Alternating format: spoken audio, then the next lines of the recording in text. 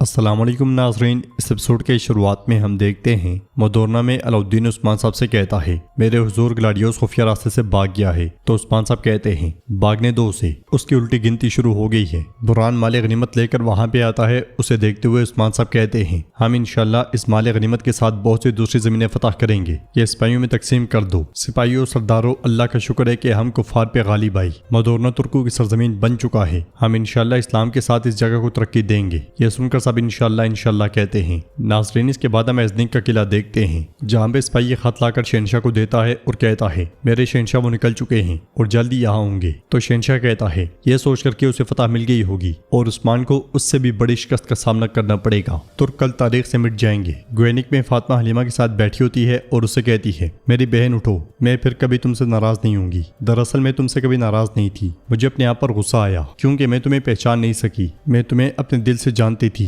میں تمہیں قبیلے میں لے کر آئی لیکن میں یہ نہیں سمجھ سکی کہ تم میری بہن ہو، میں تمہیں نہیں پہچان سکی، میں یہ قبول نہیں کر سکتی تھی کہ تم غدار ہو، لیکن یہ تمہارا قصور نہیں ہے، تم اس سام صوفیہ کے لیے ایک مہرہ تھی، تم اپنے دل کو صاف رکھنے میں کامیاب رہی، یہ سب ہماری غلطی ہے، ہم تمہاری حفاظت نہیں کر سکے۔ فاطمہ غمگین ہوتے ہوئے دوسری طرف مڑتی ہی ہے کہ حلیمہ اپنی آنکھیں کھول لیتی ہے اور فاطمہ کو روتا ہوا دیکھ کر اسے پکارتی ہے۔ حلیمہ کو ہوش میں آتا ہوا دیکھ کر فاطمہ بہت خوش ہوتی ہے اور حلیمہ کہتی ہے کیا سچ میں تم نے مجھے معاف کر دیا؟ یہ سنتے ساتھ ہی فاطمہ اس سے لپٹ جاتی ہے، پھر دروازے پہ جا کے بلند آواز سے کہتی ہے ماں حلیمہ ہوش میں آ گئی ہے۔ یہ کہتے ساتھ وہ پھر سے حلیمہ کے پاس آتی ہے اور اس سے کہتی ہے میں نے تمہیں معاف کر دیا۔ تو حلیمہ کہتی ہے ماں کہتی ہیں کہ ہر شر میں خیر ہوتی ہے، وہ بالکل ٹھیک کہتی ہیں، اس لیے میں بالا خاتون وہاں پہ آتی ہیں اور حلیمہ کو ہوش میں دیکھ کر اسے بہت پیار کرتی ہیں۔ اگلے لمحے گونجا اور الجن بھی وہاں پہ آ جاتی ہیں۔ بالا خاتون الجن سے کہتی ہیں قربانی کا جانور ذبح کرواؤ الجن، دیکھو میری بیٹی ہوش میں آ گئی ہے، وہ لوگوں میں تقسیم کر دو۔ الجن کہتی ہے اللہ کا شکر ہے، ایک ساتھ دو خوشخبریاں۔ پھر گونجا کہتی ہے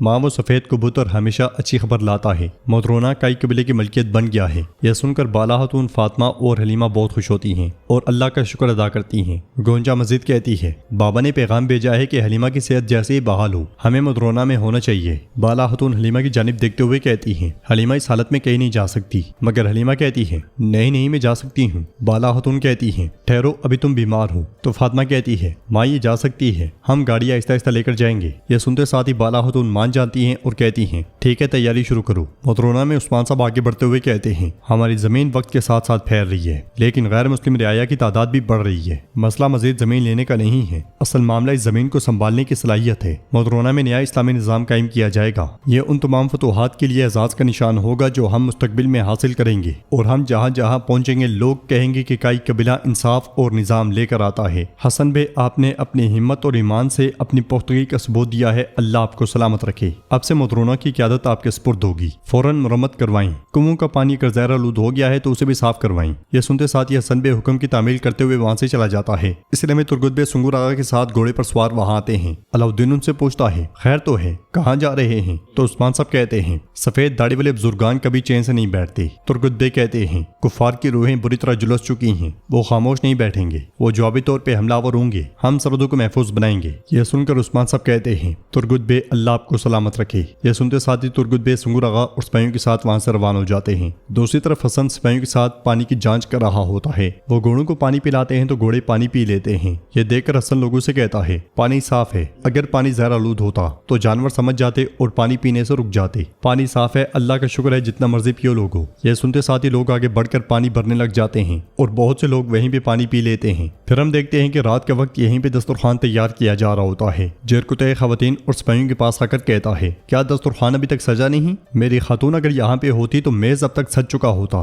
میری بیوی بہت ماہر ہے، اب چلو جلدی کرو جلدی۔ یہ کہتے ساتھ ہی جرکتے پرجوش انداز میں آگے بڑھ جاتا ہے۔ اگلے لمحے عثمان صاحب علاؤالدین اور سپاہیوں کے ساتھ وہاں پہنچتے ہیں۔ پھر ہم دیکھتے ہیں کہ دروازہ کھلتا ہے اور بالا خاتون خواتین اور سپاہیوں کے ساتھ وہاں داخل ہوتی ہیں اور گھوڑوں سے اترنے کے بعد اپنوں سے گلے ملتی ہیں اور ساتھ میں فتح کی مبارکباد بھی دیتی ہیں۔ ان کے ساتھ حلیمہ کو نہ دیکھ کر عثمان صاحب پوچھتے ہیں حلیمہ کہاں ہے؟ کوئی جواب نہیں دیتا۔ وہ پریشان ہوتے ہی ہیں کہ حلیمہ گھوڑا گاڑی میں سے نکلتی ہے اور عثمان صاحب سے کہتی ہے آپ مجھ سے اتنی آسانی سے جان نہیں چھڑا سکتے۔ حلیمہ کو صحیح سلامت دیکھ کر وہ سب بہت خوش ہوتے ہیں اور عثمان صاحب آگے بڑھ کر اس سے ملتے ہیں۔ علاؤالدین کہتا ہے دیکھیں حضور یہ بھی مذاق کر رہی ہے۔ پھر عثمان صاحب بالا خاتون کو پریشان دیکھ کر کہتے ہیں لگتا ہے کہ تم مجھے کچھ بتانا چاہتی ہو۔ تو بالا خاتون کہتی ہیں میں آپ کی ملاقات خراب نہیں کرنا چاہتی تھی لیکن گیونک میں بغاوت ابھر آئی تھی، ہم نے اسے کچل دیا ہے۔ یہ سن کر عثمان صاحب پوچھتے ہیں یہ کس نے کیا؟ کیا تم نے اسے پکڑ لیا؟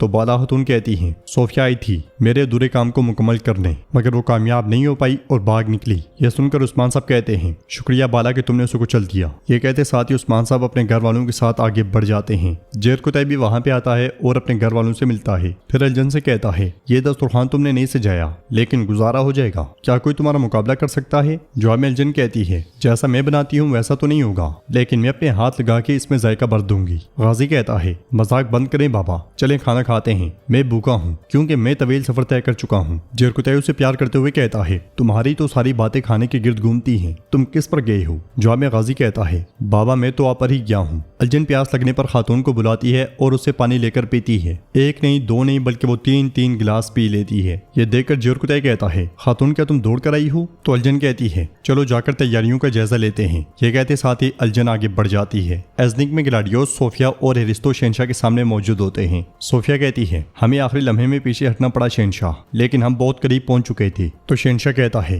بہت قریب ہونے سے کچھ نہیں بدلتا، گیونک اب بھی ان کے قبضے میں ہیں اور میرے اساتذہ بھی ان کے ماتحت ہیں اور حکمران نگیداس بھی مارا گیا۔ عثمان ہر گزرتے دن کے ساتھ طاقت پکڑ رہا ہے لیکن تم لوگ اس کے بڑھتے قدم روک نہیں سکتے۔ تو گلاڈیوس کہتا ہے عثمان مدرونا میں داخل ہو چکا ہے لیکن وہ وہاں سے زندہ نہیں نکلے گا، ہم نے تمام کنوؤں میں زہر ملا دیا ہے۔ صوفیہ کہتی ہے پانی استعمال کرنے سے پہلے عثمان ضرور جانچے گا۔ تو گلاڈیوس کہتا ہے زہر فوری طور پہ اثر نہیں دکھاتا، اس میں وقت لگتا ہے اس لیے وہ کسی پہ شک نہیں کریں گے۔ پھر یہ سارا جسم لپیٹ میں لیتا ہے اور اذیت ناک درد میں مبتلا کرتا ہے، انہیں اس زہر کا تریاق بھی نہیں ملے گا، فکر نہ کریں۔ شہنشاہ کہتا ہے بہترین، پسند آیا مجھے کہ تم پسپائی کے باوجود مارکے میں ڈٹے رہے گلاڈیوس، یہ عثمان کے لیے تیار کردہ میرے کھیل میں کرامت ثابت ہوگا۔ صوفیہ پوچھتی ہے شہنشاہ آپ کیا سوچ رہے ہیں؟ تو شہنشاہ کہتا ہے عثمان اپنی کمزور ترین حالت میں ہر طرف سے محصور تھا، ہم اسے ایسی ضرب لگائیں گے جو کوئی نہیں لگا سکا۔ گلاڈیوس پوچھتا ہے کیسے؟ تو شہنشاہ کہتا ہے صبر کرو گلاڈیوس، کھانے کے بعد پتہ چلے گا۔ مدرونا میں الجن گونجا اور خواتین کنویں سے پانی بھر رہی ہوتی ہیں۔ پانی بھرنے کے بعد گونجا جیسے ہی آگے بڑھتی ہے علاؤدین اس کے پاس آتا ہے۔